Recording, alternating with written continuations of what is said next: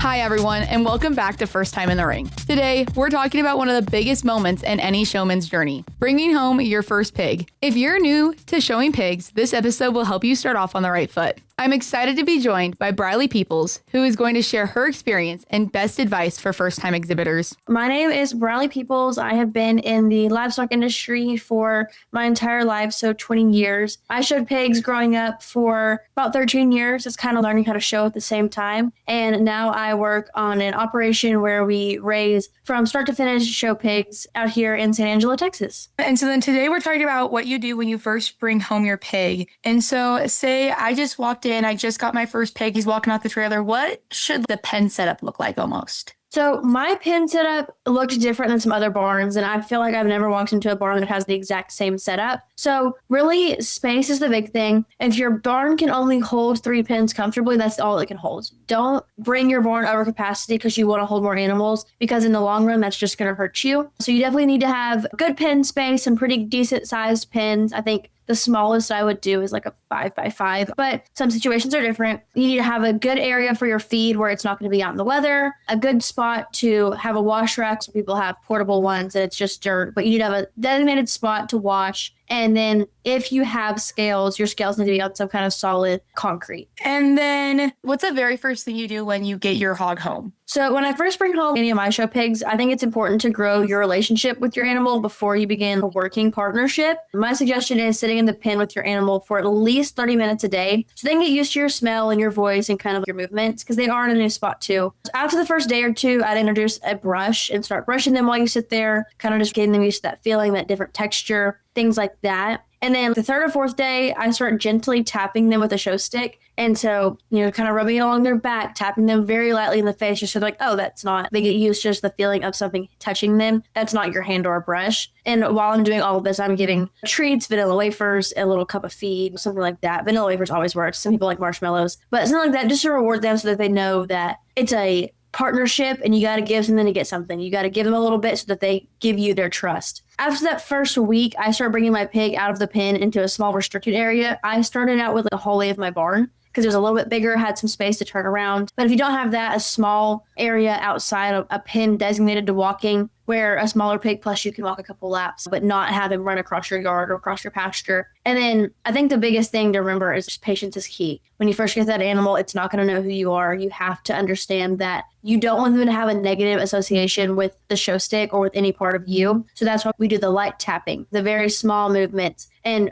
build that up gradually. Same thing with the wash rack. You don't want to throw them in a wash rack, freezing cold water, and expect them not to freak out. Start at their feet with the water. Do small little rinses first. Give them a treat after that so that they grow to love bath time instead of it being a hard time to get them a bath every time. So I've never shown hogs before. That's the one animal that I've never shown, actually. How do you start teaching them how to walk and keep their head up and everything else that they need to do? So it starts off, like I said, it's a very slow process. I believe in less is more. You can't let them win, but at the same time, once they do what you ask them to do, stop. That's enough for that day. And then you slowly build that up. So I start out going outside and just getting them used to the turn, getting them used to hitting on the side of the shoulder. And that's how you guide them. So if you want to go left, you hit them on the left shoulder, right, you hit them on the right shoulder. And that's just kind of how you veer them either direction. And then once we kind of get that down and going forward, gas is go. That's right there behind the rib cage in the stomach area. That's how you're going to get them to move forward. Once we get those two things down and we're turning left and right or going forward, we're not backing up, we're not fighting, and we're not running anymore.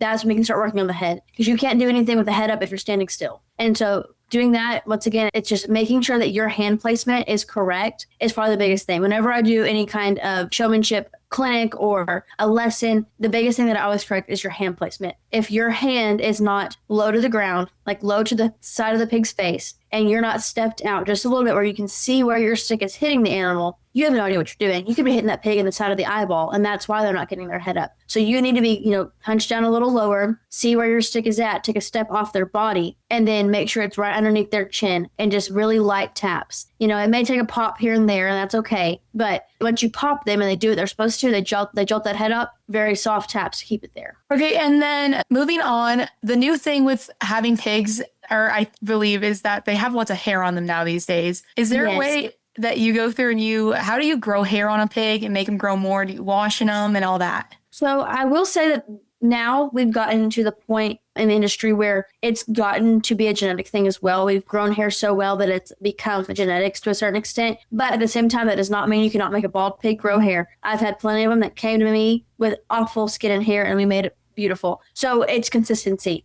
It is finding a routine that works for your animal. Depending on the breed you have, if you have white pigs, you don't want to put a bunch of oil on them because it turns them yellow. If you have black pigs, you're not going to use baby powder because they're black pigs. That's not how that works. So your products don't have to be expensive, but they have to be right. Most of my products were from either the dollar store or from Walmart. I did not use every single solids product out there. I did for certain things, but not really for skin and hair. There's some great over-the-counter remedies that you can use, but it's consistency. It's every day you're rinsing. Every other day you're washing. You're blow drying that hair in the opposite direction to get it to grow, to stimulate those hair follicles. Another good thing to use is a rice root brush. That's a stiffer brush you use, and you just kind of stimulate those hair follicles with that brush, and it helps hair growth. They do sell a product called Big Wig, which helps grow hair. I've seen really good results with it. I know there's some other like supplements and some pills that they use as well. I personally have not used like any of the supplements besides Big Wig, but I love the results I got from it. But it's not necessarily a must-have product. If you work hard and you do the washing and you do the conditioning, you make sure their skin's never dry, you exfoliate their skin, and you stimulate those hair follicles, you can get that hair to grow pretty quick. And that kind of feeds into another topic I kind of wanted to bring up, is having a good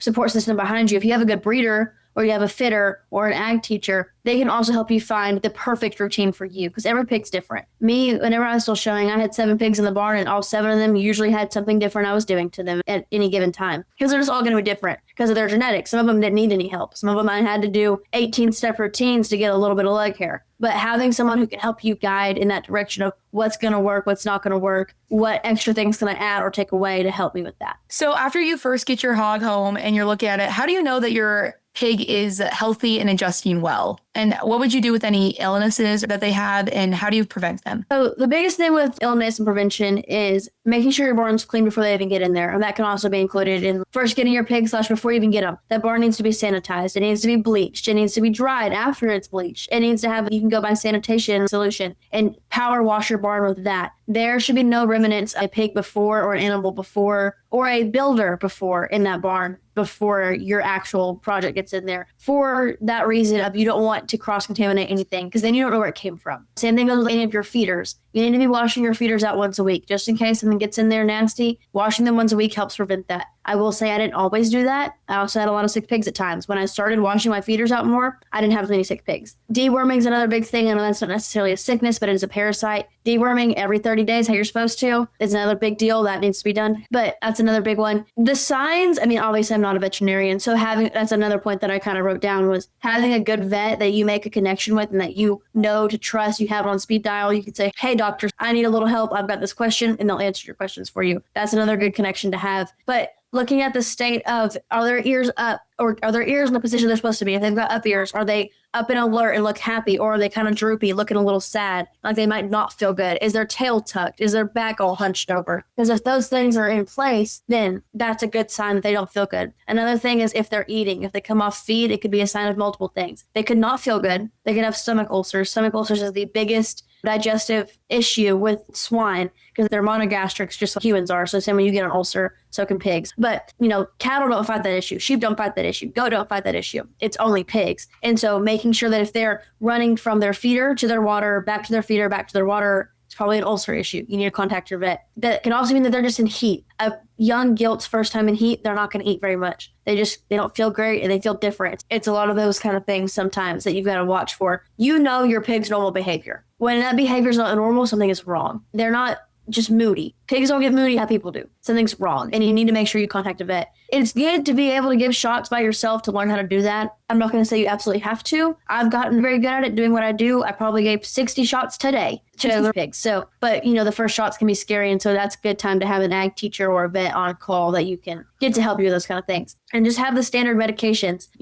Penicillin's not a bad one to have on hand. Exceed's not a bad one to have on hand. Just certain things like that in case of emergency, you don't have to go to the vet. You already kind of know. And this is another thing that, like I said, I'm not a veterinarian. I'm not going to give you any crazy medical advice here, but Google is free. You can always look it up. There is some veterinarian paper out there that you can read. Research is your best friend, and that's how I've learned a lot of these things. It's just simply looking it up. What are some of the biggest mistakes that you see first-time exhibitors make? So mistakes, you've got to make them to learn sometimes. And so I'm not going to, don't let anybody shame you for making a mistake. But a couple of the bullet points that I kind of have for you are stressing yourself out is the worst thing you can do for yourself and your animal. They feed off of your energy. So staying calm keeps them calm. If you're flustered, it's going to make the situation so much worse. Step back, calm down, go back at it a second time. Second thing is be sure you scope out the setup of the holding pens, entry gate, ring flow before you go to a show or before you step in the ring to show, because that way you are prepared for how the traffic's going to flow, where you need to be, where the gates are set up, where your first look's going to be at, things like that. It's the best thing to just go sit, watch your class, or go the night before if you're the first class and kind of walk it, kind of see like,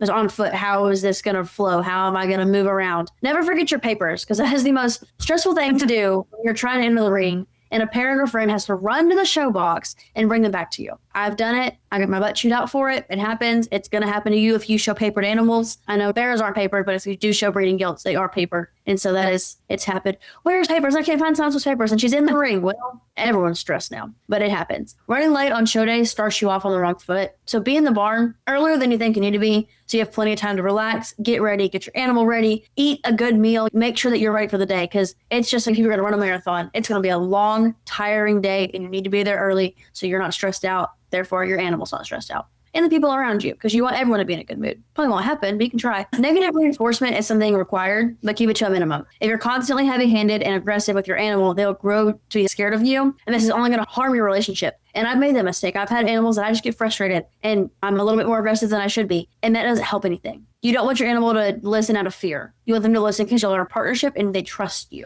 That's the biggest thing. And so I'm not going to say don't ever pop them. Sometimes you got to. I don't know if you show sheep or what animal you show, but with sheep, pop them on the noggin every now and then. With cattle, you got to hit them on the nose every now and then if they're not acting right. Same thing with pigs, but you don't want that to be how you teach. You want that to be how you correct. And that's just kind of a point I wanted to bring up, because I feel like a lot of the times we get to a show and we watch these kids in the ring beating the tar out of their animals, and their animal isn't listening. It's not making them listen. The ones that listen are the ones that are calm, cool, collected, and you can tell they've practiced this and they've learned. On that note, practice makes perfect. Your animal needs to be walked and worked every single day. No ifs, ands, or buts about it. That needs to happen, whether it's 5 minutes or an hour. Something has to happen in that department every day, even if you're busy. There was times that I walked my pigs at midnight. There's times I walked them at 4 o'clock in the morning. If I had a long day of contests or whatever I was doing, they got walked. And that's just the only way you're going to have a good broke pig that has the right muscle, because if they're sitting in their pen all day long for hours on end, they're not growing any muscle. They're losing that muscle. They're getting fat. You don't want that to happen. Skin and hair, like you said, it's a hot commodity in the show industry nowadays, and sometimes that can be the difference between first and second place. You got to find that routine that works for you and your animal and stick to it, because if you're not sticking to it, there's no point even doing it in the first place. Yeah, I grew up showing lambs, and like nothing will replace hard work. I hate whenever I go to shows now and I see kids beating their lambs, and I'm like, you look like you are just telling everyone that you did no work at home, and if you did, the lamb is just so scared of you that it doesn't matter now. Exactly. I showed sheep 1 year. I was not good at it. I loved it. It was so much fun, but I was not very good at it, and I have a really bad personality trait of not being good at things. So I didn't like it. But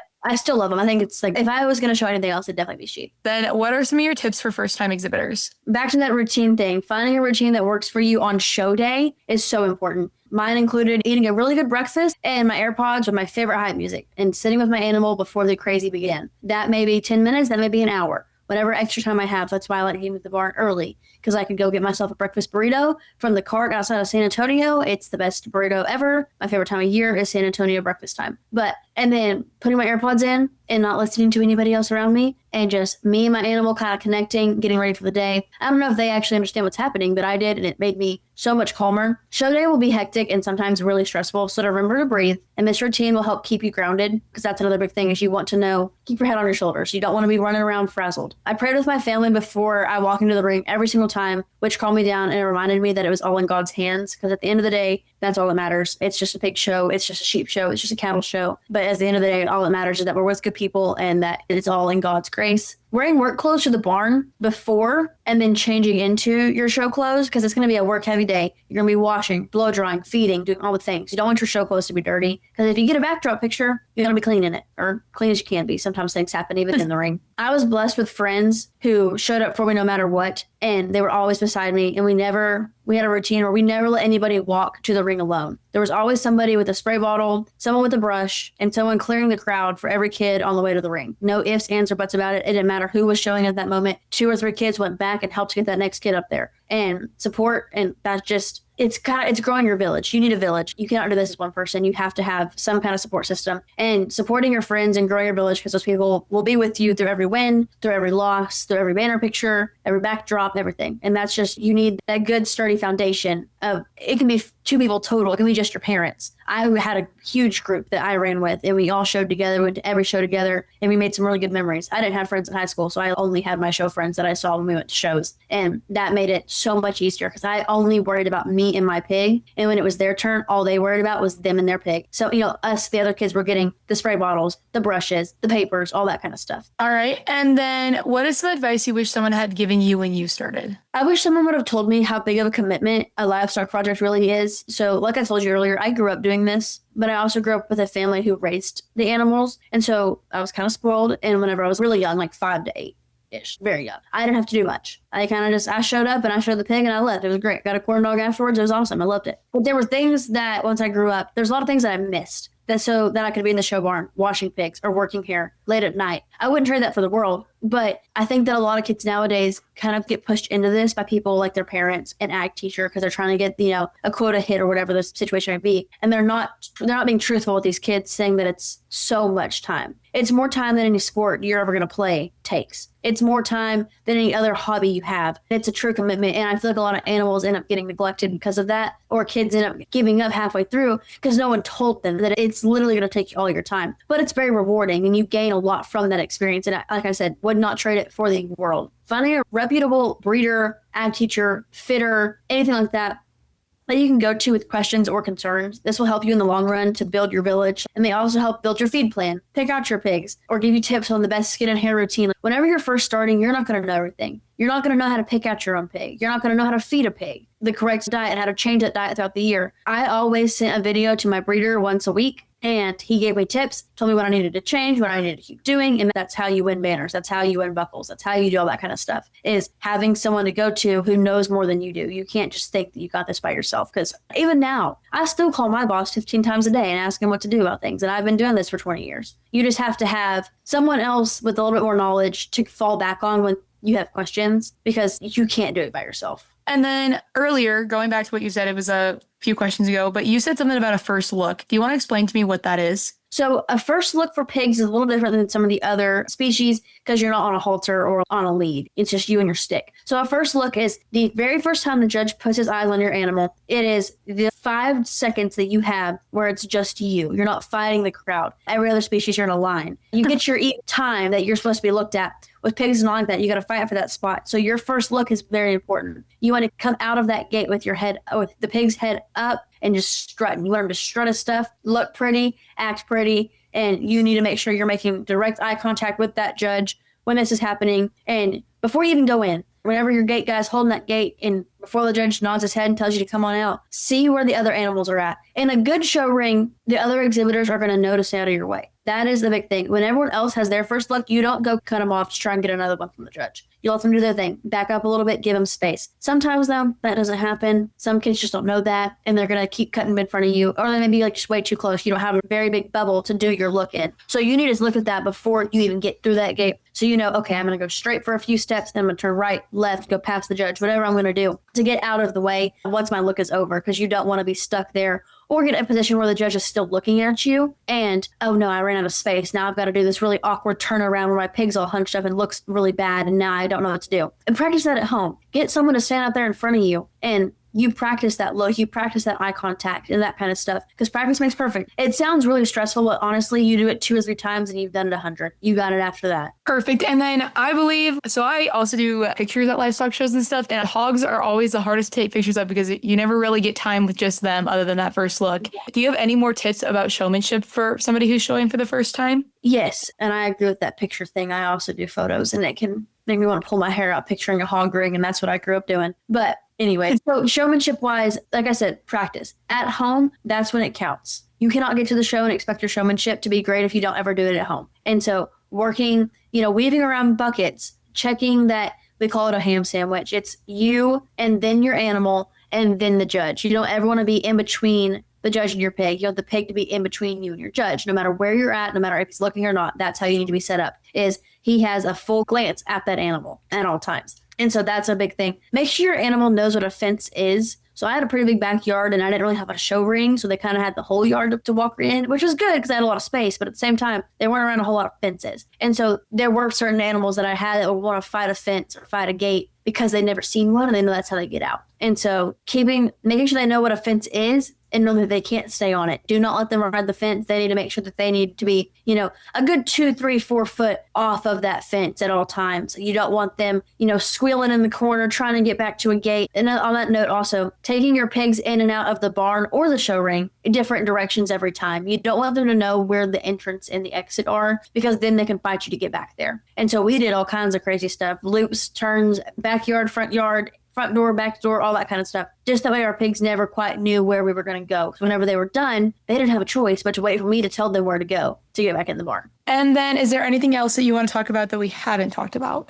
I mean, it's really fun. It's a great time. And I think another good way to build your experience that makes your county fair or your majors or wherever you may be going a little easier is jackpots. There are jackpots all over the country. And they have them every single weekend if you look hard enough. I'm not saying to go to one every weekend, but go to 2 or 3. Build your experience, build your confidence, because confidence is another big thing. You got to have confidence in the ring no matter what you're doing. And so I think it's just important to find you a jackpot or 2. Go to those, learn how it works, just get the feedback also from the judge. Let them tell you what your pig needs to be better and then work on that at home. And sometimes it's just showmanship or sometimes they're a little chuffy jowl, need to trim up their jowl a little bit. Go home, put them on some Paylean, boom, problem fixed, your first place in class next time. And just knowing that every judge is different. No judge is going to judge the exact same way. They're going to have different opinions. That's just the joy of the livestock world. We don't get a timer like the rodeo kids do. We got to go strictly off opinion-based things. And so that's not awesome, but you just got to remember, kind of take it with a grain of salt sometimes. You know what your pig looks like. And on the same note of take the feedback, don't take it so hard that you feel like you have to change everything about an animal because one judge said this or that. That's not the case. Every judge is going to believe something a little different. But it's a lot of fun. It's very rewarding. And I think that all kids need to be involved in some sort of animal project, whether that be goats, cattle, sheep, rabbits, whatever. Pigs would be great because I'm biased. But I just think that it's a great industry to be involved in. Brylee, thank you so much for taking your time to share your knowledge with us. I know this advice is going to help so many first-time showmen as they bring home their first pig. If you enjoyed this episode, be sure to subscribe to First Time in the Ring, share it with a friend who's just getting started, and we'll see you in the next one.